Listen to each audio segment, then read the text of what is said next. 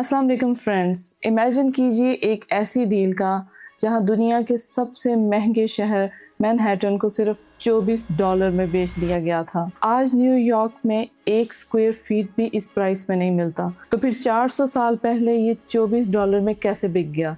असल कहानी $24 से ज़्यादा हैरान कुन है। तो चलिए आज हम मैनहट्टन मिस्ट्री को डिकोड करते हैं। आपको ये जानकर हैरत होगी कि इस ज़मीन पर कोई 200-400 साल से नहीं बल्कि तकरीबन 10 से 12,000 साल से नेटिव अमेरिकन रह रहे थे, जिनको लेनापी कहा जाता था और जो इसको अपनी मुकामी ज़बान में मैनाहाटा बोलते थे, जिसका मतलब है the land of many hills. अगर 400 साल पहले के मैनहट्टन पर नज़र डालें कि वो देखने में कैसा लगता था, तो दोस्तों आज जहाँ गाड़ियों का शोर और टाइम्स स्क्वायर की चमक है, वहाँ कभी घना जंगल, ऊंची नीची चट्टानें और साफ दरिया बहते थे। ये एक हरा भरा जजीरा था जो ठंडे पानी से घिरा हुआ था। इसके किनारे पत्थर के थे, जगह जगह छोटी छोटी खाइयाँ, घने जंगल, छोटी पहाड़ियाँ, चट्टानें, नहरें, दलदली इलाके और वो रास्ते मौजूद थे जो यूरोपियंस के आने से बहुत पहले लेनापी लोग बना चुके थे।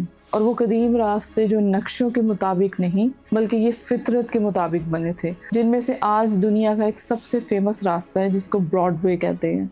वो कोई मॉडर्न इंजीनियर्स का बनाया हुआ नहीं है, बल्कि एक्चुअली ये लेनापी लोगों का एक पैदल चलने का पुराना रास्ता था जिसे वो पूरे मैनहट्टन में सफ़र के लिए इस्तेमाल करते थे। तब का मैनहट्टन इतना हरा भरा था कि समंदर में आने वाले जहाज़ों को मीलों दूर से यहाँ के दरख्तों की खुशबू आती थी। वहाँ जंगली जानवर और हज़ारों किस्म के परिंदे थे और लेनापी लोग जो थे, इनके आदमी दरख्तों के तनों से कश्तियाँ बनाते थे, दरियाओं से मछलियाँ और ऑयस्टर्स पकड़ते थे और जंगलों में शिकार करते थे, जबकि इनकी औरतें खेती बाड़ी करती थी जहाँ वो मकई और बीन्स और बाकी सब्जियाँ उगाती थी। वो रहते थे लकड़ी और दरख्तों के खाल से बने खूबसूरत घरों में जिसे विगमैम कहा जाता था। लेनापी पुरसुकून और फितरत से भरपूर ज़िंदगी गुजार रहे थे। फिर एक दिन कुछ मुसाफिर आए और नक्शा बदल गया। 16th और 17th सेंचुरी में यूरोप के लोग एशिया, इंडिया और चाइना पहुंचने के लिए नया और छोटा समंदरी रास्ता ढूंढ रहे थे ताकि ये वहाँ की प्रोडक्ट्स को यूरोप ला सकें। इस नए रास्ते की तलाश में वो गलती से अमेरिका के इस हिस्से मैनहट्टन पर आ पहुँचे। ईयर 1609 में डच वेस्ट इंडिया कंपनी के एक कैप्टन हेनरी हडसन एशिया जाने के लिए नया रास्ता ढूंढने निकला। अटलांटिक ओशन क्रॉस करके जैसे ही हडसन अपनी शिप लेकर मैनहट्टन के पास एक बहुत बड़े दरिया में दाखिल हुआ, हडसन को लगा शायद ये दरिया सीधा एशिया जाता है, लेकिन जब वो आगे गया तो दरिया छोटा हो गया था और इसकी गहराई सिर्फ 6 से 7 फुट रह गई। बाद में इस दरिया का नाम हडसन के नाम पर हडसन रिवर रख दिया गया। हडसन को बहुत मायूसी हुई। हडसन को एशिया का रास्ता तो ना मिला, लेकिन उसको एक नया खजाना मिल गया। हडसन ने वहाँ देखा कि इस दरिया के आसपास के जंगलात में हजारों बीवर्स हैं। उस जमाने में यूरोप में बीवर्स की जो खाल थी, फर, इससे बनी कैप्स और कोट्स बहुत एक्सपेंसिव थे और ये सोने के भाव बिकते थे। दूसरी तरफ लेनापी अजनबी लोगों को देखकर अपनी कश्तियों में बैठकर इनके पास आए। ये तारीख की एक बहुत बड़ी मुलाकात थी। लेनापी ने हडसन और बाकी लोगों को वेलकम किया। उन्होंने इन यूरोपियंस को कॉर्न, टोबैको और कॉफ़ी दी लाइक एज अ गिफ्ट, लेकिन ये तोहफे लेनापी को बहुत महंगे पड़े। हेनरी हडसन ने यूरोप वापस जाकर डच मर्चेंट्स को बताया कि उसने एक ऐसा आइलैंड देखा है जहां लाखों बीवर्स हैं। ये सुन के यूरोप के जो बिजनेस माइंडेड लोग थे उनमें खलबली मच गई। उन्होंने सोचा कि ये तो सोने की कान है और फिर डच लोगों ने फ़ौरन जो अपनी ट्रेडिंग शिप्स हैं वो मैनहट्टन भेजना शुरू कर दी। यूरोपियंस ने लेनापी कबीले को ऐसी चीज़ें दी जो इन्होंने पहले कभी नहीं देखी थी, जिनमें लोहे के तेज़ चाकू, कुल्हाड़ियाँ और मेटल के बर्तन थे। इन चीज़ों के बदले में लेनापी लोग दिन रात जंगलों में जाकर बीवर्स का शिकार करने लगे।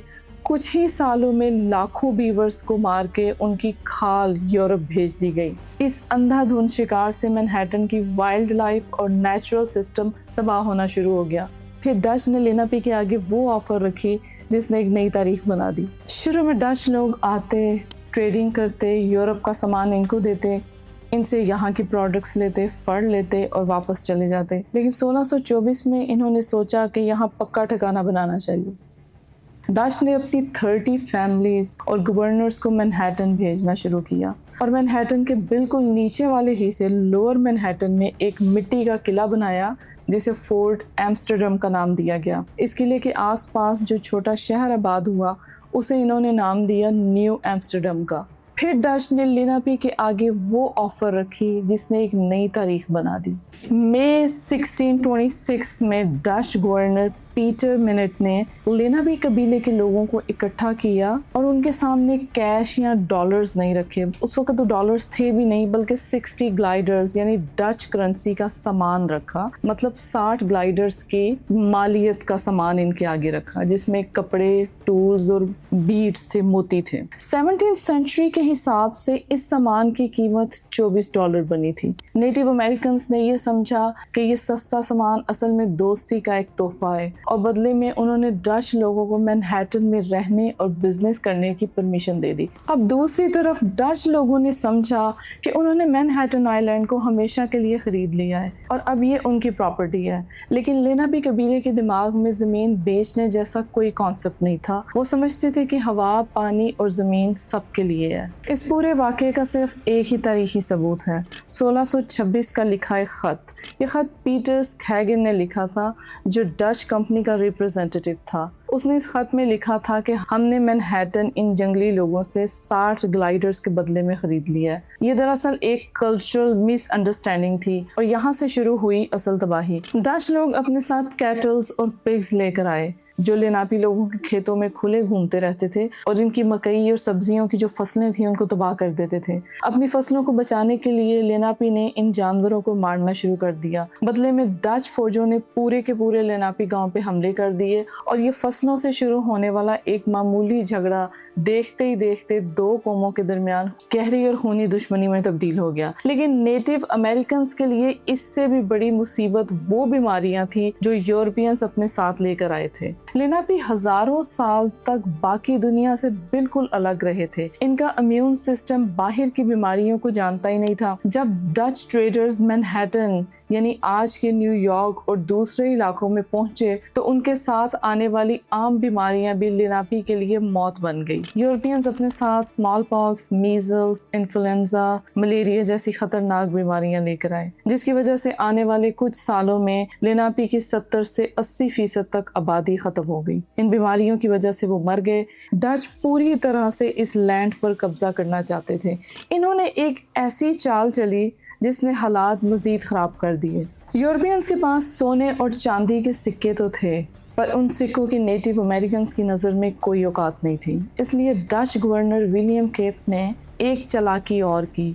उसने लेनापी पर टैक्स लगाने का फैसला किया। उसने पैसों के बजाय इनसे टैक्स में दो ऐसी चीज़ें मांगी जो उस वक्त की असली पावर थी। पहले एक समुद्री शेल थे जिन्हें वेपमम कहा जाता था, ये बहुत कीमती मोती थे, और दूसरा मेज़, मकई यानी नेटिव अमेरिकन और लेनापी का अनाज, ताकि डच फौज का पेट भरा जा सके। और ये कोई आम टैक्स नहीं था, बल्कि पूरी तरह मैनहट्टन पर कब्जा करने की कोशिश थी। डच लोग नेटिव अमेरिकन की मेहनत और उनकी कुदरती दौलत पर मुकम्मल कब्जा करना चाहते थे, और जब लेनापी ने साफ साफ इनकार कर दिया तो वहाँ से शुरू हुई एक खूनी जंग। 1639 में जब लेनापी ट्राइब ने डच को साफ इनकार कर दिया तो डच गवर्नर ने बदले में झूठे इल्ज़ाम लगाए और रात के अंधेरे में मासूम सोते हुए लेनापी लोगों पर एक हमला करवाया, जिसे पेवोनिया मेस्कार कहा जाता है। लेनापी लोग हडसन रिवर के दूसरे किनारे, जो आज का न्यू जर्सी है, इसे पेवोनिया कहते थे, वहाँ पे अमनो सुकून से रहते थे। 25 फरवरी 1643 की रात विलियम ने अपनी फौज को दरिया पार भेजा।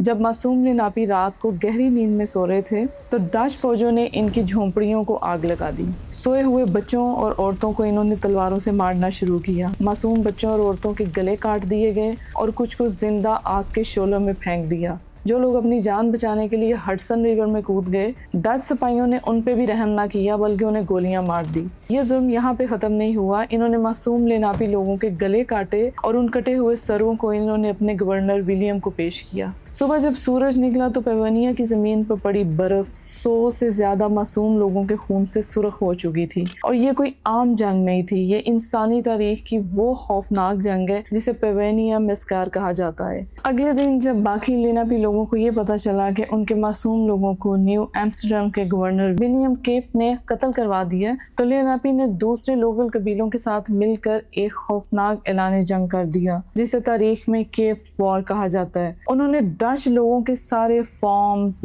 گھر اور فصلوں کو جلا کے راکھ کر دیا اور تجارت روک دی۔ یہ جنگ تقریباً 2 سال تک چلتی رہی، جس کی وجہ سے اس علاقے میں قحط شروع ہو گیا۔ ڈچ لوگ اپنے ہی گورنر ولیم کو اس تباہی کا ذمہ دار ٹھہرانے لگے۔ حالات اتنے خراب ہوئے کہ 10 سال بعد یعنی 1653 میں ڈچ حکمرانوں کو موت اور بدلے کے اس خوف کی وجہ سے 12 فٹ اونچی لکڑی کی دیوار بنانی پڑی جو ہڈسن ریور کے ایک سرے سے دوسرے سرے تک بنائی گئی۔ اس وقت مینہٹن اتنا براڈ نہیں تھا جتنا آج ہے، اور دوستو یہ وہی دیوار تھی جہاں آج دنیا کا سب سے بڑا فائنینشیل سینٹر ہے، دا وال اسٹریٹ۔ ولیم کیف کو اس کے عہدے سے ہٹا دیا گیا، اور جب وہ واپس نیدرلینڈ جا رہا تھا تو اس کا جہاز سمندر میں ڈوب گیا۔ ڈچ اور لیناپیس کی یہ دشمنی وقت کے ساتھ ساتھ بڑھتی گئی۔ ڈچ طاقتور ہوتے گئے اور لیناپیس کا ان کی اپنی ہی زمین پہ رہنا مشکل ہو گیا۔ بظاہر وال اسٹریٹ کے بعد لگتا تھا کہ اب کوئی دشمن حملہ نہیں کرے گا،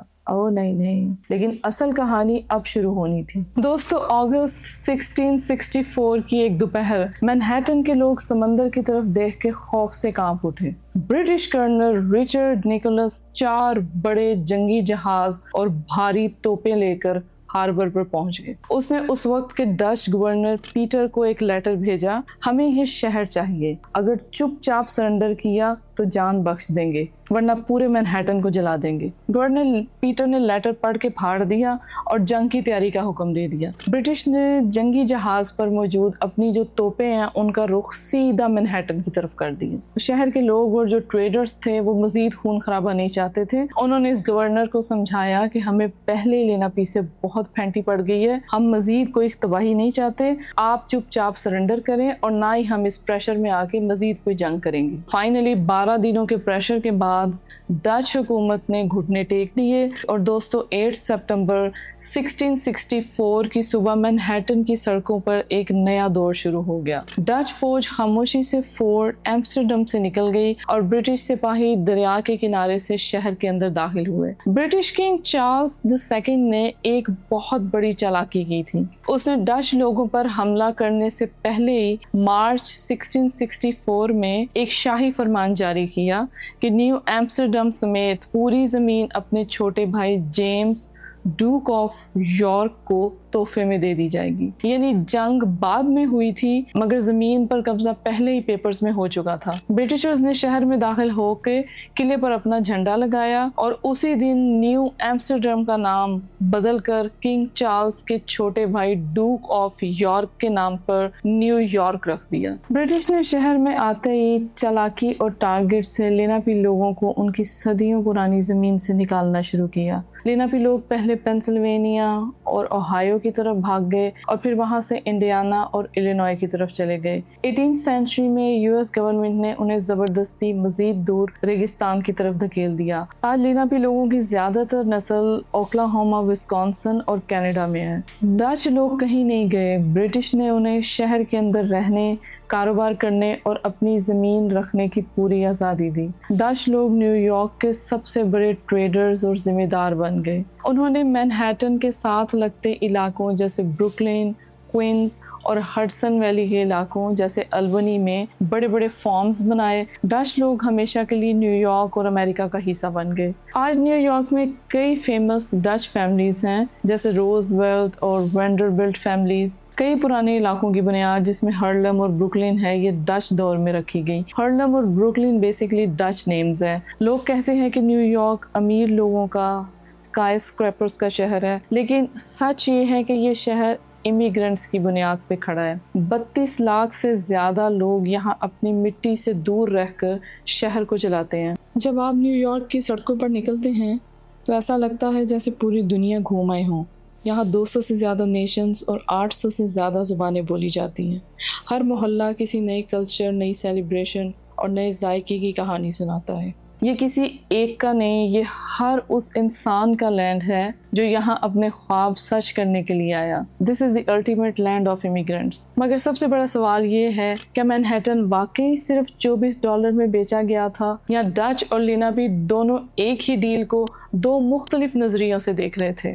کامنٹس میں ضرور بات کریں آپ کو مینہٹن مسٹری کیسی لگی. اپنا خیال رکھیں. Make good choices in your life. اللہ حافظ.